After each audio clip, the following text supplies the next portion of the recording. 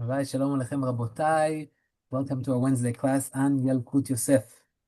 We were finishing up the last few topics of someone that made a mistake in Mincha Shel Shabbat. That's the last thing that we brought up. And we were wondering whether he has to pray Arvit twice. So usually when you are Anus and you did not pray Mincha, then you have to pray the Arvit twice. Only over here, it's already not Arvit Shel Shabbat. You're praying Arvit Shel Chol to complete the Mincha Shel Shabbat. That was one of the questions that we asked. How does that work? Halacha L'maaseh, we said that you should pray it, but it's going to be a tefillat nedava. So to continue on that note, that's where we're going to continue from right now. Regarding Atachon Antanu, right? So if you are going to pray the second tefillat nedava, make sure, says the Yalkut Yosef, that the first tefillah, meaning I'm praying now two Arvit because I missed Mincha Shel Shabbat. So the first tefillah is my regular tefillat Arvit. The second one is nedava. In which one of them should I put Atachon Antanu? In both of them? Just in one of them? And if so, in which one? Anybody? First one. Steve hit the jackpot right away. Oh, Ilan, Shalom Aleichem, Baruch haba, Igal, Baruch haba. So that's the answer. Yalkut Yosef is warning us that really the first tefillah should be a completely regular tefillah, Amidah of Motzei Shabbat. And therefore you say Atachon Antanu. Now, when you read the second Amidah, you're not supposed to say Atachon Antanu because that one is to complete the first one. He says, if by mistake in the second one you also said Atachon Antanu, it's okay. Or if you didn't say Atachon Antanu in both of them, also okay. But if you did not say Atachon Antanu in the first one, and when you came to say the second one, you did say Atachon Antanu, that's wrong, and you'll have to pray a third time. Why?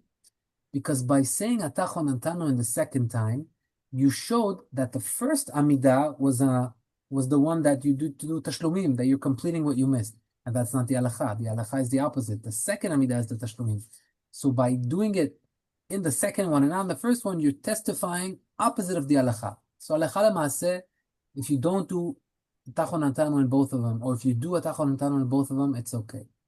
The best way to do it, however, is to put it as the first one. Atachon Antanu, second Arvit, no Atachon Antanu. And if you made a mistake and only in the second one you said Atachon Antanu, Only blueberries? then you have to repeat it and read it the third time. Sorry, someone asked a question? No, okay. All right, so that was the completion of what we began with, someone that missed Mincha Shel Shabbat. Now, something similar as well. We're talking now, now, not Mincha of Shabbat, Mincha of Erev Shabbat. You accepted Shabbat, you come to Kanisa, you're reading now Mincha. And when you read the Mincha before Shabbat, you forgot to say Barech Alenu, right? You said Barechenu instead of Barech Alenu. According to Shulchan Aruch, you missed out. Now you have to read it again. You have to go and read Amidah twice. Only you already missed Mincha and it's Arvit. So now you would say, okay, maybe I have to pray Arvit twice because I missed Barech Alenu. The din is I have to read it second time. So what does he say? He says, yeah, but if you're going to read Arvit twice, you're not going to be completing any Barech Alenu because there's no Barech Alenu in Arvit. So you're not completing anything. So this is the depth here. The depth is the completion a new unit called tefillah, or is the completion there to actually complete physically something that you missed? All right, so halacha l'maaseh, what does he say? Since I don't really have what to fix, because there's no gishamim, you're not asking for rain in Arvit Shabbat, why should I pray twice? He says, only difference is over here, I can't do an nedava. Anybody remember why can't I do an nedava over here? Halacha says, on Shabbat there's no korban nedava. Nedava used to be a sacrifice, a korban, a gift to Hashem. But one day of the week there was no. What was that? Shabbat. So when you're doing a nedava, it's as if saying, Hashem, I'm giving you a korban as a gift. My lips today are instead of the korban. Only today, we don't have korbanot, so we use our lips. But on Shabbat, there was no korban, nedava. So how can I read now twice, Arvit Shel Shabbat, if there's no nedava? So what am I supposed to do? Halacha l'maaseh, he says, ask the Chazan that when he reads the small Chazara, it's called Me'en Sheva, right? Magen Avot bidvaro mechayim metim b'ma'amaro, etc. When he reads that, it's like a Chazara, as we explained. And since it's like a Chazara, tell the Chazan to have you in mind, and you have him in mind, and it's as if you completed the tefillah that you missed. Or even better, if you be the Chazan yourself. Say, guys, I want to be Chazan for Ravit. Rav Butbul, from which I heard this halacha from one time, said that when it happened to him one time, somehow he missed mincha and he had to pray Ravit twice, or a certain situation, maybe he forgot something and he had to complete twice. He said himself, I went up, I said, guys, let me be Chazan. I need to pray Ravit twice. And he can't on Shabbat. He was Chazan, and when you read the Magen Avot, he had in mind to be completing what he missed earlier. All right, Baruch Hashem. That was the tefillot. Now we're going to jump to what happens when we come home Friday night. The Yalkut Yosef spoke about the Mizmor Shalom Aleichem and Eshet Chai, that people should say it in their houses, etc. But we're here to talk more about stuff that, are chidushim. So just know that it's there in the Seder of the Yalkut Yosef. There is the discussion about Shalom Aleichem and how many times to repeat it, and etc. Everybody on their own customs. But now we're jumping straight into the Kiddush. All right. So there is a rule, and everybody should know this rule. It's a very important halachic rule regarding making Kiddush for other people. Halacha says, Af al pi sheyatza motzi.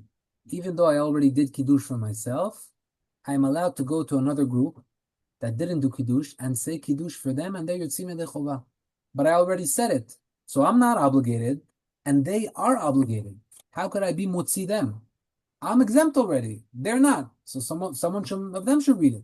Says the halacha, no. Af al pi sheyatza, even though I'm already exempt, I can be motzi them Yedei Chova. Why? All Israel arevim ze laze. All of the Jewish people, we're like brothers, we're united, we have the same burden, let's call it, of mitzvot on us, and therefore if my brother has to have it, I have to have it, and I'm allowed to exempt him even though I already did the Kiddush.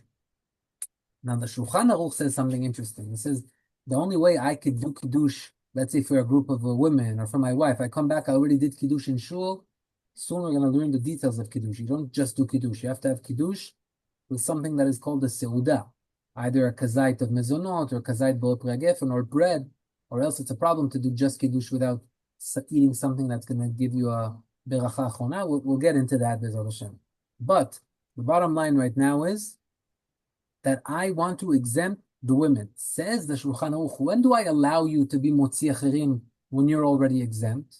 Only when that group doesn't know how to say Kiddush. But according to the Shulchan Aruch, if that group knows how to say Kiddush, don't exempt them, they should do it themselves. But the Yalkut Yosef says, even though it says the Shulchan Aruch like that, halacha lemaaseh, the custom is not like the Shulchan Aruch. Custom is that if I heard Kiddush in Shul and I already ate something, if my wife says, can you do Kiddush for me? I don't tell her, you know how to read, go ahead and read. I'm allowed to do it for her, even though some rabbis hold strictly by the Shulchan Aruch, but the Yalkut Yosef, excuse me, says that he remembers seeing his father, Arav Ovadia, Zecher Tzadik Livracha Alav Shalom, and Arav Ovadia would do that for his wife. Even though he was Yotzeh, he would do Kiddush for his wife, and his wife probably knew how to do the Kiddush. Sorry, not the Kiddush for his wife. He said, Megillat Esther. Megillat Esther is the same din. The guy that read the Megillah, he's already exempt, right? So when he comes to read for the women, he could say, I'm not going to say the Berachot al Mikra Megillah. How could I say the Berachot? I already read it. But the answer is, Rav Ovadia would still say the Berachot for the women, even though he was exempt and he's reading for them, and the women can read the Berachot. Yeah, they can, but still. The minhag is we exempt them completely. Ziv, Yeah, I know. does the same apply for Havdalah? Oh, no, that's not what I thought you were going to ask. Okay. No. Okay. So the same apply for Havdalah. The answer is, if I already did Havdalah, can I do Havdalah for others to exempt them? The answer is yes. Afal pi sheyatza motzi, I'm allowed to exempt other people from Havdalah. I know a guy in Ra'anana. There's a hospital here. It's like a hospital for people that are in rehab, but not the elders, like young people that chas v'chalila had bad accidents and stuff like that. And a lot of them are in bad condition in this hospital. It's called Beit Levinstein. And this tzaddik, every Shabbat, I don't know if he still does it, but in the past, that's what he told me, he would go from room to room with a cup of wine and do for them Kiddush, because some of them can't talk, they can't speak it. He would read the Kiddush out loud for them. I guess he would taste a little bit from the wine, even though we'll learn he doesn't really have to. He could let other person have, but somebody has to drink a revi'it, but he would taste from it or whatever it is. But the point is, he would say Kiddush maybe 30 times in one night. How could it be? You're exempt. They're not exempt. You said it 20 times. Afal pi sheyatza motzi, kol Yisrael arevim ze lazeh, and same thing will apply for Havdalah as well. All right. Siman Reish Ein. Siman 270 discusses Bame Madlikin, as we say every Friday night. Bame Madlikin, Uvame Madlikin. So this is really not a tefillah. Anybody know what Bame Madlikin is? It's not a tefillah. Where did it come from? It's Gemara, no? Very good. It's a Mishnah. It's a Mishnah in Masechet Shabbat, meaning there's also, Gemara in Masechet Shabbat, but the Mishnah, what we read Friday night is the Mishnayot. The Mishnayot of the chapter in Masechet Shabbat called Bame Madlikin. We read those Mishnayot. So the Yalkut Yosef comes to explain to us why. Why are we reading now Mishnayot? It's like basically learning right before you're accepting Shabbat. So brings the Yalkut Yosef 10 different reasons. He says there are over 10, but I'll give you a few to why we read Bame Madlikin Friday night before we begin our week. Reason number one, to wait for the others. Some people are going to be late Friday night, they're stressed, you come back, you're cooking, you're this, you're that. No matter how much people try not to be late on Friday night, it's part of the mitzvah of the day. A lot of people are late, it's difficult. Just like it's the mitzvah of the day to fall asleep in the dirasha of the Rav when he speaks Friday night, also a lot of people are late. It just happens, it's something that happens. So it says the Yalkut Yosef, that's one of the reasons why we stall. We're reading Bame Madlikin to stall. Now you may ask, okay, stall with whatever you want. Why specifically with Bame Madlikin? So he says to let people know what is right and what is wrong with the Shabbat candles that you may or may have not lit. Because the Bame Madlikin talks about the oils that you're allowed to use for Adlakat Nerot Shabbat, what yes, what no. So since this is a topic that is relevant for right now, we should say it. That's why, by the way, some people, their minhag is to say Bame Madlikin before Knisat Shabbat, meaning they do everything early so that they could read Bame Madlikin before Shabbat entered, so that in case someone remembers that he didn't light it with the right oil or whatever, he'll run home to fix it and light it with the right oil. But that's not our minhag. You could read it according to the Seder of the Siddur. It's an idea, all right?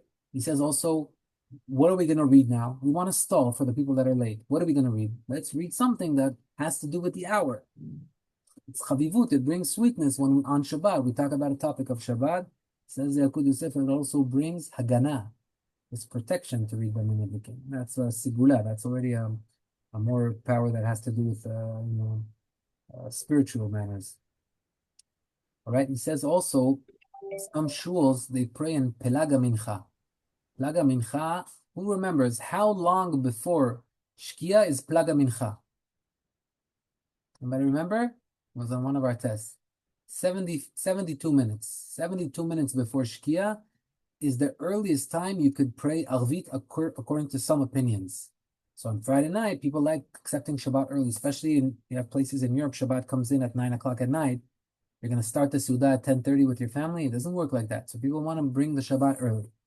So the earliest you could bring it, you pray Arvit, is from Plaga Mincha. So now imagine that you prayed in Plaga Mincha, but you want to go home and do Kiddush. So when I'm going to go home and do Kiddush, or let's say I prayed Mincha, now I want to start praying Arvit, I want to buy time. I want to get to time so that the Kiddush, will be, until the Kiddush, I'll get there on time. So in the meantime, let's read something that has to do with Shabbat. Oh, and he brings a few more reasonings here. Maybe you didn't light the candles properly and you'll remember while reading this. He says there's also a reason according to the Sod. There's a secret, there's a sigula in it, something deep that we don't understand. And that's why the custom is to read it. However, it's not halacha, it's not mandatory, which means if you were late and you see them starting Baruch et Hashem Vorach, don't think to yourself, oh my God, I missed it. I want to first read Bame Madlikin. No, don't even think about it. That's not chova. It's not mandatory. If you want to complete it later, you're allowed to. But again, you're not obligated. It is a good thing to do, but it's not an obligation. All right. Now we move to, if there are no questions about that, we move to Siman Reish Ein Aleph, 271. The mitzvah says, and this is the question that we asked in the chat. Nick gave a nice answer. We asked about the Kiddush Friday night. What is the source to Kiddush? So Nick answered nicely. He said it's from the 6 days of creation. On the sixth day, like Chulu, Hashamayim, Va'aretz, V'chol Tzevam. That's what's written in the Torah. And it's true. But the question, if we want to be exact, was, what is the source? Meaning, okay, so we are reading something that happened on the sixth day, but why? Where does it say that we have to do Kiddush on Friday night? So this is learned from a pasuk written in the Ten Commandments. Zachor et Yom HaShabbat lekadsho. What does that mean? Remember the Shabbat through Kiddush. All right? And Chachamim kavu, and therefore from here Chachamim said, how can we remember the Shabbat with a Kiddush? Now came Chachamim and say, okay, Kiddush should be with wine. So we added wine. But the wine came to the equation from Chachamim. But the real Kiddush from the Torah is by words. Which means, let me tell you something. When we read in Shabbat with the Chazan, Vaychulu Hashamayim Va'aretz after Amidah, we have already been exempt from the Torah doing Kiddush. We already did Kiddush according to the Torah by saying Vaychulu Hashamayim Va'aretz in Shul, in Kanisa. Now when we come home and we do it on the cup, it's only from Chachamim. Right? So there's an interesting question. How could it be that a man already is exempt from the Torah of Kiddush? Because in Shul, he had the obligation from the Torah. Once he said that, now all he has left is the obligation of Chachamim. However, his wife that's at home, she still has the obligation from the Torah of saying Kiddush. Right? Women are, even though they are exempt from a lot of mitzvot that are dependent on time, but on Shabbat, just like they are forbidden to lechalel Shabbat, they are also obligated to do the mitzvot of Shabbat. So a woman has to do from the Torah Kiddush on Friday night, just like the man. And if the man did Vaychulu Hashamayim Va'aretz with the Chazan in Shul, he already is not obligated from the Torah. He's obligated for Chachamim. So how can he exempt her? But the answer is he can exempt her. Why? Because originally he had that level of obligation from the Torah, and therefore, even though now he's not there, but as we said before, Kol Yisrael Aradim Zerazed, and we're all under the same umbrella, so he can exempt her. But it's good to know. The wine part, it's only from Chachamim. Remember the Shabbat with words, the Kiddush is with words. That is the part that we have to do from the Torah. Right. Now he also gives a tip. He says, when you come home Friday night... Wait, Ziv. Yeah, b'chavod.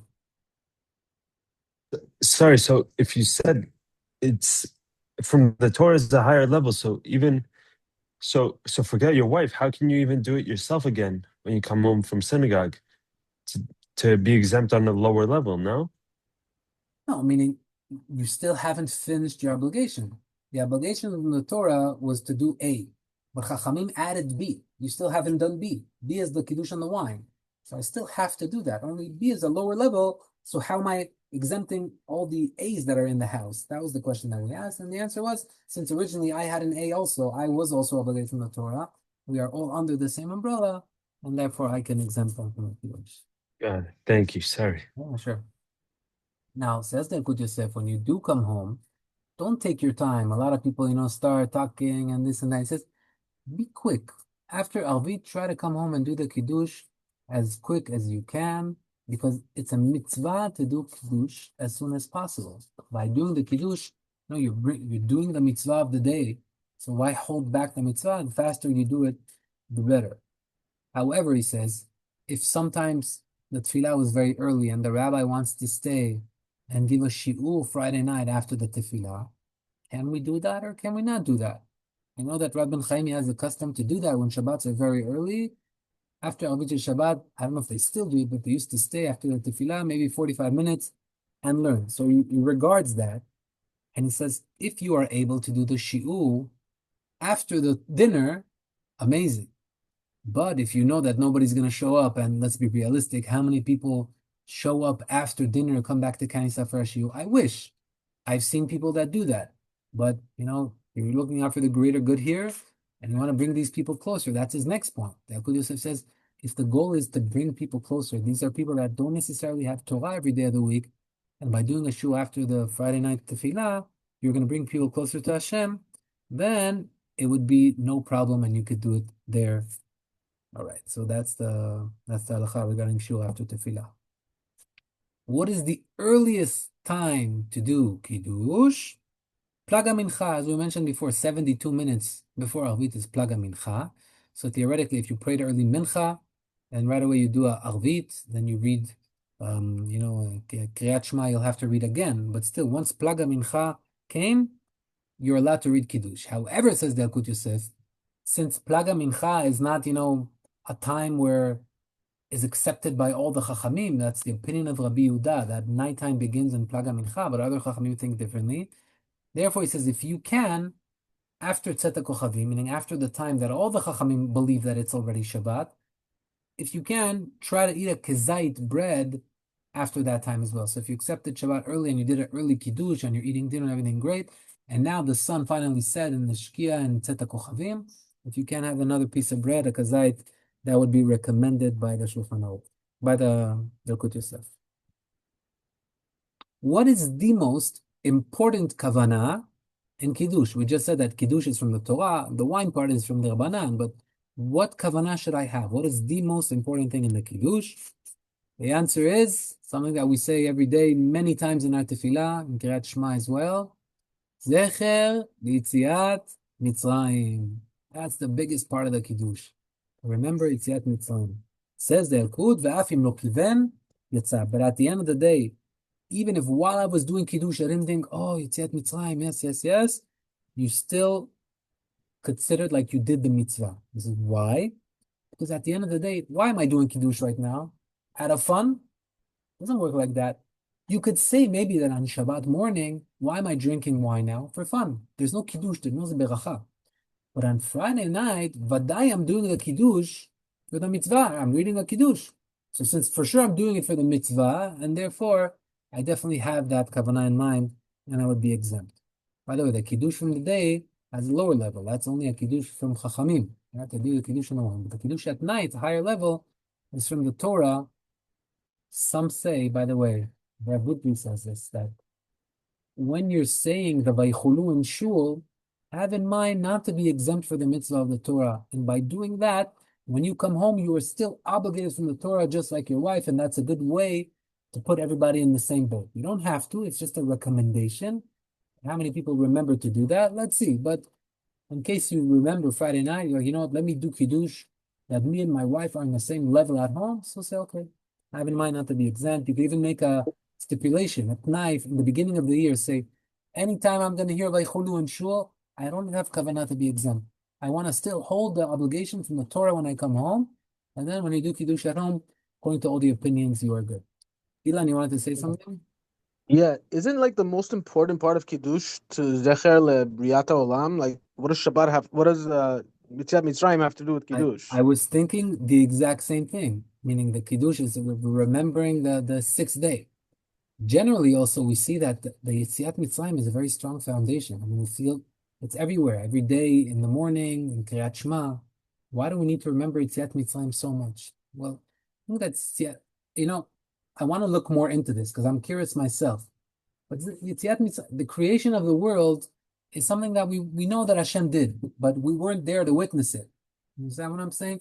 Meaning that the action that made the Jewish people into a nation, Yetziat Mitzrayim, which also led us into receiving the Torah, that's the step that's important. Meaning Yetziat Mitzrayim, we didn't just leave Egypt for no reason. You will work, you will serve Hashem on this mountain. Ta'avdun, you will serve 50 days from Yetziat Mitzrayim, that's Sefirat HaOmer, that's the day that we receive the Torah. Yetziat Mitzrayim leads to the Torah, and really, that's the most important foundation. The Kuzari was Rabbi Yehuda Halevi, lived close to 1,000 years ago, 900 years ago, something like that.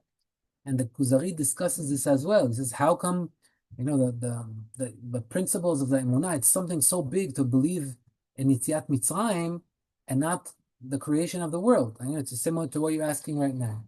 You see, Yetziat Mitzrayim, that made us a nation. That's the beginning. I still could ask, okay, but Friday night is the time of the creation of the world. I would think that's the most important thing. Halakha l'maaseh, it's not. Let's try to think about it. Let's see if we could come up with an idea. It's a good question. But however, halakha l'maaseh, that is the biggest kavanah that you need. Zecher Yetziat Mitzrayim. To remember the creation of the world doesn't give you anything. Yeah, Hashem did it. Okay, amazing. What does that have to do with me? It was all Hashem. I wasn't in the world. Yetziat Mitzrayim showed us Hashem says, you're my son. I love you. I'm taking you out and I'm bringing you to the Torah. I'm taking you to Eretz Yisrael. It's a beginning of a path that a Jew has obligations with. Now I have mitzvot. Now I have to do A, B, C, D, Shabbat included. But creation of the world, I have nothing to do with that. It's nice to remember. It's just like in prophecies. You could ask all the 24 books that we have. Those were all the prophecies that the Jews ever had? No, there were many more prophets and prophecies. But the only thing that is written down in the holy books is things that are relevant for us until today. That's why you can't pick up a book and say, oh, this was 3,000 years ago. What do I have to do with that? No, everything that is in our books is something that we have to learn from. Same thing with Chagim.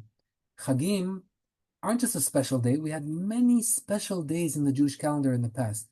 What made some Chagim and some did not become a Chag? Right? You had special days, you had great miracles, whatever it is. Only these became a holiday? What's the answer? The answer is a holiday is a day that the special force that came down to the world to do that miracle or whatever it was, it didn't just come once back then. Every year it's coming again and it's repeating itself. And that's why in Chanukah, we don't just light the candles to remember what happened. We believe that the Or of Chanukah, that great light that came down, is coming down every day exactly in this time. That's why the Rambam says, if you're lighting Chanukah candles, don't light after half an hour after Shkia because you missed it. Why? Because that's the time that the light came down and it's coming down every year again and again. I came to all this to tell you that stuff that we have in our Torah world are stuff that are relevant forever. Yetziat Mitzrayim is relevant to us. It led us to the Torah and to enter Israel and to do all the mitzvot. Maaseh Bereshit is amazing. But what mitzvot do we have from there? What do we have to do? Not so much. It doesn't obligate us. I hope this gave us a little bit of a understanding. So now we are on the topic of Shomea Ke'oneh B'Kiddush. Now, when we do the Kiddush, the guy is holding the cup and he's saying Savi Ma'anan, everybody says Yechaim B'Et Gefen.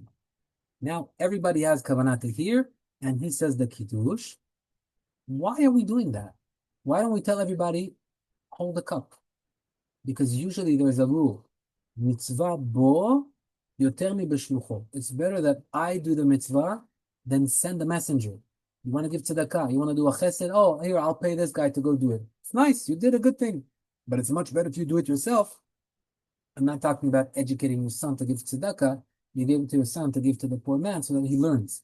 But regularly in mitzvot, you can do stuff through a messenger. But it's much bigger if you do it yourself. So why, he says in Kiddush, don't you tell everybody, do it yourself. It's a higher level. And the answer is that specifically here, and there are many cases like this, Adif she'echad yivarech. It's better that one will say the beracha and everybody will be exempt together. Why? Berov am hadrat melech. We learned this concept in the past in one of our first shurim on the halacha.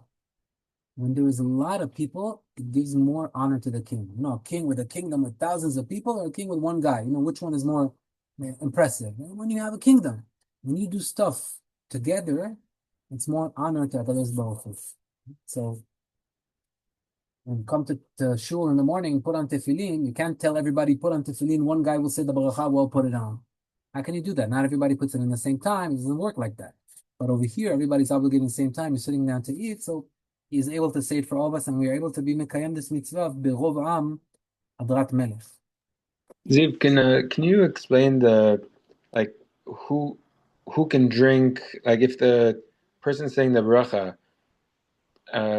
if they don't have the revi'it of the wine, can they give it to someone else to drink? Very, very important. We have to talk about this and we'll discuss more about this. But in the minute that I have left, I'll just try to answer you as much as I can. But know that this is a topic that needs to be learned and discussed. The guy that does the Kiddush, ideally, he should drink a rov revi'it, a majority of a revi'it. A revi'it is like 3 ounces, so he needs to drink 2 ounces, ideally, okay? And that's the best way. Some opinions say, and we rely on those opinions, that if someone else drinks a rov revi'it, 2/3 of the cup, then I'm exempt. So I could just take a little sip and let my son or someone else drink that. And there's even a more lenient opinion that we use that as well, that as long as everybody combined on the table together had a rov revi'it, then we did the mitzvah of the Kiddush.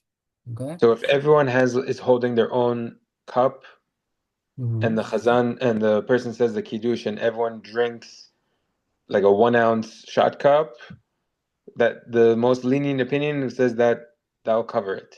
Yeah, that we are combined together.